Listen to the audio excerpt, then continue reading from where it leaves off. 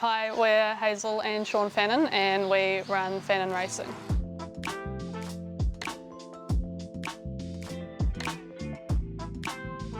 I've been in racing probably 10 years now, just about. I started out just riding a bit of track work and then I decided I would like to give it a go riding race day, and then I made the move to Awapuni. Obviously in that time of moving down here I met Shaun and sort of just went from there, and yeah.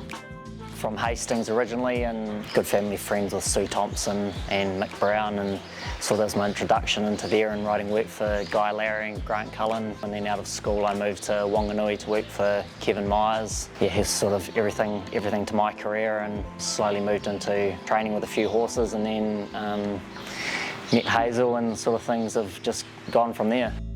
So the very first time we met was when I was still race day riding, and Shaun just had one or two in work, didn't you? And rode one for him race day, and I thought, you know, young trainers sometimes appreciate a bit of honesty, you know, being straight up about their horses. So yeah, I didn't ride it the best, I didn't ride it the worst, but I still got off and told him it was slow. So that was our first introduction to one another, really. That was probably, what, 18 months before I moved down here maybe?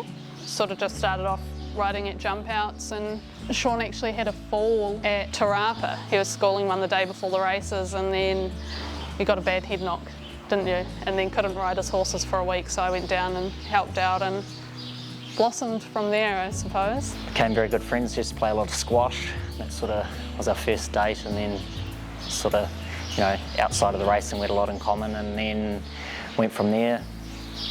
2 years later we're married and have, you know, a stable full of horses.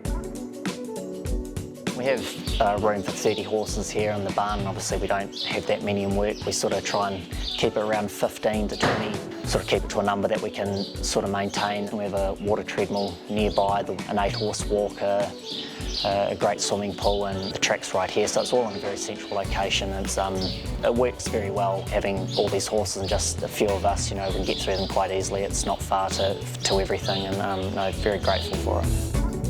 We've always sort of had the same thought patterns around what the horses do and that sort of thing, and so I was mainly riding them, and then, you know, there wasn't a lot of friction between decisions on the horses, so it sort of worked out when we thought we could do it together, yeah.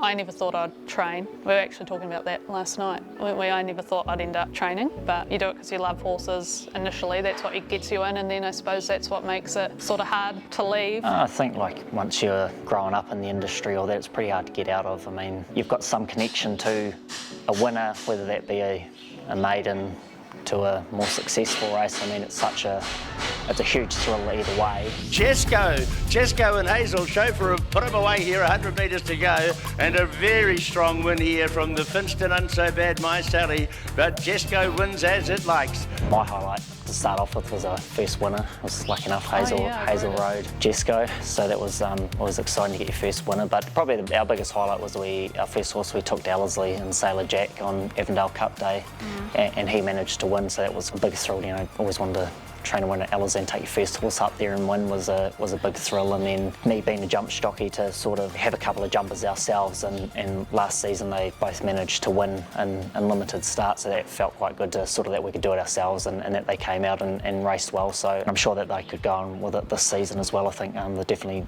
got more than enough ability to sort of make it through the grades this year, so exciting season ahead for them anyway.